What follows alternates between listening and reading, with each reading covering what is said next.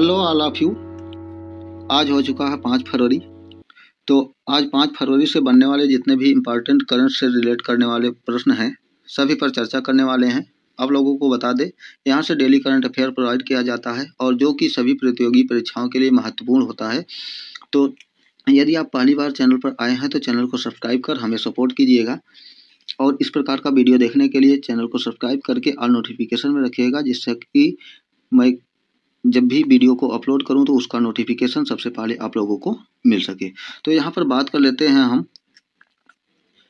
इसके पहले जो सेशन हमने लिया था उसमें जो इम्पोर्टेंट क्वेश्चन बनने वाला है बात कर लिया जाए, उस पर एक बार नज़र डाल लेते हैं। तो सुनेत्रा पवार जी हैं। सुनेत्रा पवार जी को महाराष्ट्र की पहली महिला उप मुख्यमंत्री के रूप में नियुक्त किया गया है और पटना पक्षी अभ्यारण्य को उत्तर प्रदेश का 11वां नंबर का रामसर आर्द्रभूमि घोषित किया गया है, जो कि भारत की बात किया जाए तो 97वां नंबर का रामसर आर्द्रभूमि घोषित कर दिया गया है। और बात किया जाए तो छारी दांडी को 98 नंबर का रामसर आर्द्रभूमि घोषित किया गया है देश का, जो कि गुजरात राज्य में स्थित है। और बात कर लिया जाए यहाँ पर तो कार्लोस अल्कराज ऑस्ट्रेलियन ओपन 2026 में पुरुष एकल का खिताब जीतने वाले एकमात्र खिलाड़ी बन चुके हैं। यहाँ पर बात कर लिया जाए तो एलेना रायबकीना ऑस्ट्रेलियन ओपन 2026 में महिला एकल का खिताब जीतने वाली बन चुकी हैं। बात कर लिया जाए यहाँ पर तो हाल ही में यूरोपीय संगठन ने ईरान के इस्लामिक रिवोल्यूशनरी गार्ड कॉमर्स को आतंकवादी समूह घोषित किया है। और बात कर लिया जाए आंध्र प्रदेश, तो आंध्र प्रदेश 24 घंटे में 5555 महिलाओं और छात्राओं को ई साइकिल वितरित कर Guinness book of world record बनाया है। उसके बाद बात कर लिया जाए मेघालय की, तो मेघालय में प्रसिद्ध लिविंग रूट ब्रिज को यूनेस्को ने 2026-27 वर्ष का विश्व धरोहर मूल्यांकन में आधिकारिक रूप से नामित किया है। उसके बाद बात कर लिया जाए तो यहाँ पर संयुक्त राष्ट्र ने 2026 को अंतर्राष्ट्रीय महिला किसान वर्ष घोषित किया गया है। उसके बाद बात किया जाए तो PM Svanidhi credit card launch करने वाला केरल का एकमात्र शहर बन चुका है, जो कि तिरुवनंतपुरम है। उसके बाद बात कर लेते हैं आज के पहले प्रश्न की। तो पहला प्रश्न हमारे लिए यहाँ पर है कि हाल ही में किसे मेबेलियन न्यूयॉर्क द्वारा भारत के लिए पहला ब्रांड एम्बेसडर नियुक्त किया गया है, अपना ब्रांड एम्बेसडर नियुक्त किया गया है। तो यहाँ पर सही आंसर की बात किया जाए तो ऑप्शन नंबर ए हो जाएगा कियारा आडवाणी को मेबेलियन न्यूयॉर्क द्वारा भारत के लिए अपना ब्रांड एम्बेसडर नियुक्त किया गया। और यहाँ पर बात कर लिया जाए तो ब्रांड एम्बेसडर से बनने वाले इंपॉर्टेंट क्वेश्चन जितने भी हैं उसको मेंशन किया गया है, उस पर एक बार नज़र डाल लेते हैं। जैसे जानवी कपूर हैं, जानवी कपूर को न्यू बैलेंस का पहला भारतीय ब्रांड एम्बेसडर नियुक्त किया गया है। और हरमनप्रीत कौर की बात किया जाए तो पीएनबी यानी कि पंजाब नेशनल बैंक का ब्रांड एम्बेसडर हैं। और शेफाली वर्मा यहाँ पर हरियाणा राज्य महिला आयोग के ब्रांड एम्बेसडर हैं। और आलिया भट्ट की बात किया जाए तो लेबीज के ग्लोबल ब्रांड एम्बेसडर हैं। और यहाँ पर माधुरी दीक्षित की बात किया जाए तो उड़ीसा राज्य के हथकरघा उद्योग का ब्रांड एम्बेसडर माधुरी दीक्षित हैं। और यहाँ पर शाहरुख खान की बात किया जाए तो जोमेटो के ब्रांड एम्बेसडर हैं। और सारा तेंदुलकर की बात किया जाए तो ऑस्ट्रेलियाई पर्यटन अभियान का ब्रांड एम्बेसडर हैं। और यहाँ पर बात किया जाए क्रिस्टियानो रोनाल्डो की, तो ई स्पोर्ट्स वर्ल्ड कप 2025 की ग्लोबल एम्बेसडर बन चुकी हैं। इसके बाद बात कर लिया जाए यहाँ पर प्रश्न नंबर दूसरे की बात किया जाए तो हाल ही में आयोजित थाईलैंड मास्टर्स 2026 में किसने पहली बार BWF सुपर 300 खिताब जीतने वाले बन चुकी हैं। तो यहाँ पर सही आंसर की बात किया जाए तो देविका सिहाग हो जाएगा। सही आंसर हमारा option number B, Devika Sihag, जो कि थाईलैंड मास्टर 2026 में पहली बार BWF में सुपर 300 खिताब जीतने वाली बन चुकी हैं। और इससे बनने वाले जो भी इम्पॉर्टेंट क्वेश्चन है बात कर लिया जाए यहाँ पर एलेना रायबकीना की, तो ऑस्ट्रेलियन ओपन का महिला एकल टेनिस 2026 का खिताब जीतने वाली एलेना रायबकीना बन चुकी हैं। कार्लोस अल्कराज की बात किया जाए तो ऑस्ट्रेलियन ओपन का पुरुष एकल टेनिस का खिताब जीतने वाले कार्लोस अल्कराज हो चुके हैं। और पीवी सिंधु की बात किया जाए तो 500 सिंगल मुकाबले जीतने वाली पहली भारतीय शटलर बन चुकी हैं पीवी सिंधु जी। उसके बाद बात कर लिया जाए ओलंपिक मेडल जीतने वाली पहली भारतीय बैडमिंटन खिलाड़ी साइना नेहवाल हैं, जो कि इन्होंने इस खेल से संन्यास भी ले चुका है। और इसके बाद बात कर लिया जाए तो इन्हें राजीव गांधी खेल रत्न पुरस्कार और अर्जुन अवार्ड जैसे अन्य सम्मानों से भी सम्मानित भी किया जा चुका है। उसके बाद बात कर लिया जाए यहाँ पर तो भूटान के सोनमे एथे जो है कि पुरुष T20 अंतर्राष्ट्रीय में 8 विकेट लेने वाले पहले गेंदबाज बनकर इतिहास रचा है। उसके बाद बात कर लिया जाए स्मृति मंधाना। स्मृति मंधाना महिला T20 आई में भारत के लिए 4000 रन बनाने वाली पहली खिलाड़ी बन चुकी हैं।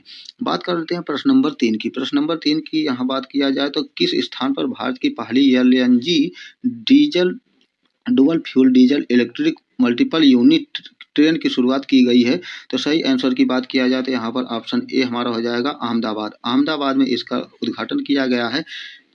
या LNG यानी कि लिक्विड नेचुरल गैस और डीजल यानी कि दो प्रकार के फ्यूल से चलने वाली double fuel diesel electric multiple unit द्वारा चलने वाली ट्रेन का उद्घाटन अहमदाबाद में किया गया है। उसके बाद बात कर लिया जाए यहाँ पर थोड़ा सा तो पश्चिमी रेलवे के अहमदाबाद डिवीजन ने देश की पहली डबल इंजन नेचुरल गैस यानी कि LNG और डीजल से चलने वाली आधारित यानी कि मल्टीपल यूनिट ट्रेन का सफलतापूर्वक परीक्षण किया है। उसके बाद बात कर लिया जाए तो इस परियोजना में 1400 हार्स पावर की डबल डेकर वाले कारों के डीजल और LNG के दोहरे ईंधन सिस्टम में बदल कर इस प्रकार से LNG और डीजल से दोनों रूप से चलने वाले मोटर का यहाँ पर इस्तेमाल संभव किया गया है। उसके बाद बात कर लेते हैं अगले प्रश्न पर। प्रश्न नंबर 4 की बात किया जाए तो प्रश्न नंबर 4 कह रहा है कि किस देश में पहले वैश्विक बिग कैटस सम्मेलन का आयोजन किया गया है? तो बात कर लिया जाए यहाँ पर तो यहाँ पर सही आंसर हमारा हो जाएगा ऑप्शन नंबर ए भारत। भारत में ही वैश्विक बिग कैटस सम्मेलन का आयोजन किया जाएगा। उसके बाद बात कर लेते हैं यहाँ पर तो इससे संबंधित जितने भी इम्पोर्टेंट क्वेश्चन है उसके बाद बात कर लिया जाए तो भारतवर्ष 2026 में यहाँ पर पहला वैश्विक बिग कैट अलायंस आयोजित किया जाएगा। उसके बाद यहाँ जो भारत में पहला वैश्विक बिग कैट अलायंस का आयोजन किया जाएगा, इसका आयोजन नई दिल्ली में किया जाएगा। नई दिल्ली में बात किया जाए तो यहाँ पर नई दिल्ली की यह भारत की राजधानी भी है। उसके बाद बात कर लिया जाए तो यहाँ पर इसका उद्देश्य क्या है तो इंटरनेशनल बिग कैट अलायंस के तत्वाधान में वन्य जीवों की सुरक्षा और संरक्षण की रणनीतियों को बनाने के लिए इसका उद्घाटन किया जाएगा। उसके बाद बात कर लेते हैं प्रश्न नंबर 5 की। प्रश्न नंबर 5 की बात कर लिया जाए तो किस दिन हर साल विश्व आर्द्रभूमि दिवस मनाया जाता है? तो यह क्वेश्चन हमारा इसके पहले वाले सेशन में भी मिला था कि जो विश्व आर्द्रभूमि दिवस मनाया जाता है वह 2 फरवरी को मनाया जाता है। ऑप्शन नंबर डी हमारा सही हो जाएगा। परंतु इससे याद रखिएगा कि यहाँ पर और एक दिवस बनता है जो कि 1 फरवरी को भारतीय तटरक्षक दिवस या फिर गुरु रविदास जयंती के रूप में भी मनाया जाता है और 2 फरवरी की बात किया जाए तो आर्द्रभूमि दिवस के रूप में भी मनाया जाता है। उसके बाद यहाँ पर इसको देख सकते हैं, उसी से रिलेट करने वाले क्वेश्चन है तो इसको भी एक बार पढ़ लीजिएगा। उसके बाद बात कर लेते हैं प्रश्न नंबर 6 की। प्रश्न नंबर 6 की बात किया जाए तो नागौरा जतारा आदिवासी संस्कृति का उत्सव का आयोजन किस राज्य में किया जाएगा? तो यहाँ पर सही आंसर की बात किया जाए तो ऑप्शन नंबर हमारा डी हो जाएगा तेलंगाना। तेलंगाना में नागोबा जतारा आदिवासी संस्कृति का उत्सव का आयोजन किया जाने वाला है। इसके बाद बात कर लिया जाए यहाँ पर तो इससे बनने वाले जितने भी इम्पोर्टेंट क्वेश्चन है उस पर चर्चा कर लेते हैं। नागोबा जतारा तेलंगाना के आदिलाबाद जिले के केसलापुर गांव में मेश्राम कबीले गांव जनजाति द्वारा आयोजित 10 दिवसीय एक प्रकार का उत्सव है जिसे इसे कहाँ पर यानी कि तेलंगाना में आयोजित किया जाएगा। इसके बाद बात कर लिया जाए तो यहाँ पर यह आयोजन किसके द्वारा किया जाएगा तो गोंड जनजाति द्वारा आयोजन किया जाता है जो कि भारत का दूसरा सबसे बड़ा आदिवासी उत्सव या आदिवासी संस्कृति और परंपरा का प्रतीक भी माना जाता है। उसके बाद यहाँ पर आप लोगों के लिए मेंशन कर रखे हैं जैसे कि रुसोमा संतरा महोत्सव, हालांकि अगले वाले सेशन में हमने देखा था या नागालैंड में आयोजित किया गया था।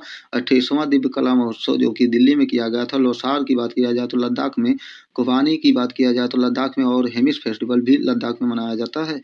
उसके बाद बात कर लिया जाए संगाई फेस्टिवल मणिपुर में और चेराई ओबा मणिपुर में, सिरुई की बात किया जाए मणिपुर में, योसांग महोत्सव मणिपुर में, कचाई लेमन मणिपुर में, निगोल चाकोबा मणिपुर में, चेरी ब्लॉसम की बात किया जाए तो मेघालय में, हेथरस की बात किया जाए तो जम्मू कश्मीर में, खजुराहो फेस्टिवल की बात किया जाए तो मध्य प्रदेश में, ओणम की बात किया जाए तो केरल में और पोंगल तमिलनाडु में मनाया जाता है। उसके बाद यहाँ पर बात किया जाए उत्सव उद्भव की बात किया जाए तो ग्वालियर में मनाया जाता है। धनु यात्रा उड़ीसा में, सोनपुर मेला बिहार में लगता है।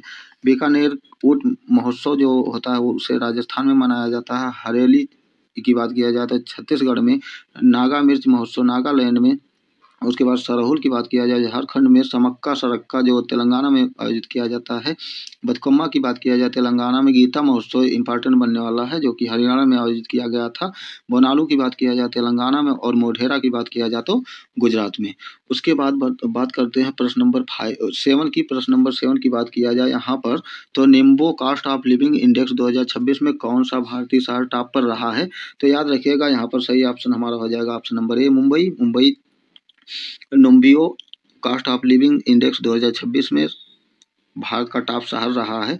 उसके बाद बात कर लिया जाए यहाँ पर तो यहाँ पर इससे बनने वाले जितने भी इंपॉर्टेंट क्वेश्चन है उस पर भी चर्चा कर लेते हैं। जैसे कि कॉस्ट ऑफ लिविंग इंडेक्स 4 लोगों के परिवार के औसत खर्चों को मापता है, जैसे कि इसमें भोजन, परिवहन आदि उपयोगिताएं जैसे कि किराया भी शामिल कर लिया जाता है। इस पर एक प्रति परिवार के 4 व्यक्तियों के ऊपर यह निर्णय लिया जाता है।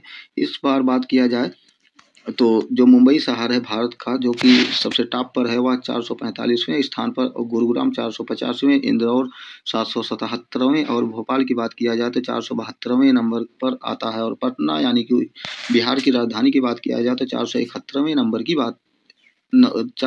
नंबर पर आता है। और यहाँ पर विश्व की बात किया जाए तो विश्व में सबसे फर्स्ट पर ज्यूरिख आता है, सेकंड पर जेनेवा, थर्ड पर बेजल आता है। उसके बाद बात कर लिया जाए यहाँ पर तो दुनिया का सबसे सुरक्षित शहर चीन का है जो कि किंगडाओ शहर है, और भारत की बात किया जाए तो भारत का सबसे सुरक्षित शहर कौन सा है? बेंगलुरु है।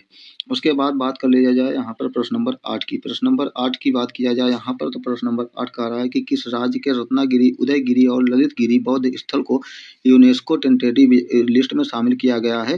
तो यहाँ पर सही ऑप्शन हमारा हो जाए डी हमारा हो जाएगा यहाँ पर उड़ीसा के रत्नागिरी, उदयगिरी और ललितगिरी बौद्ध स्थलों को हाल ही में यूनेस्को टेंटेटिव लिस्ट में शामिल किया गया है जो कि उड़ीसा राज्य से रिलेट करता है। उसके बाद बात कर लेते हैं यहाँ पर प्रश्न इससे बनने वाले इंपॉर्टेंट क्वेश्चन की।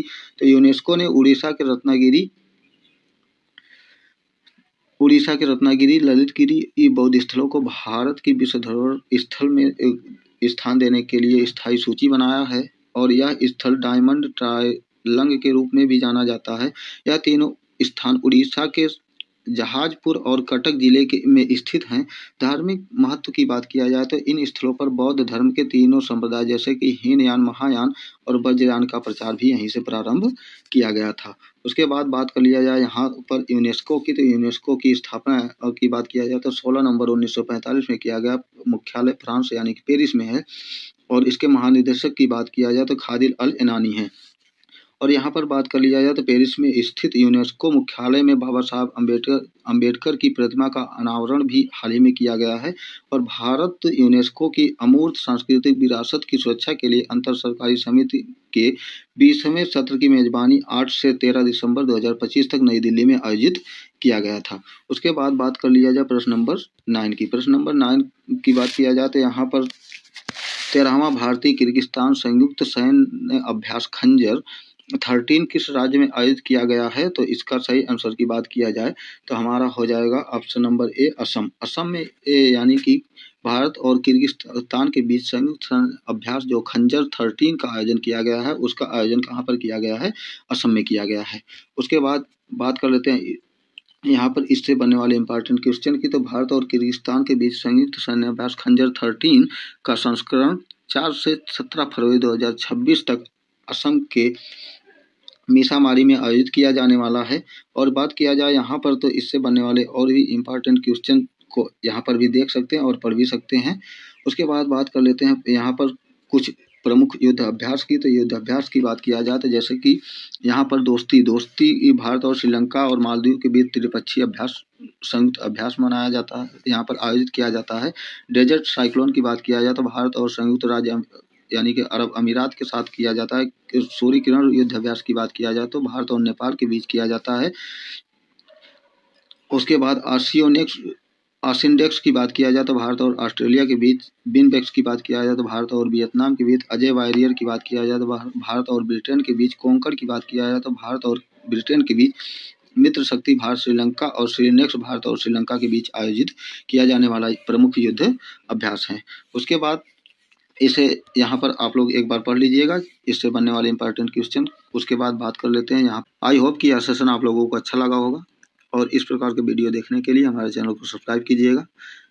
और मिलेंगे अगले नेक्स्ट सेशन में, नेक्स्ट डे का करंट अफेयर लेकर के। तब तक के लिए हमें इजाज़त दे दीजिए। धन्यवाद।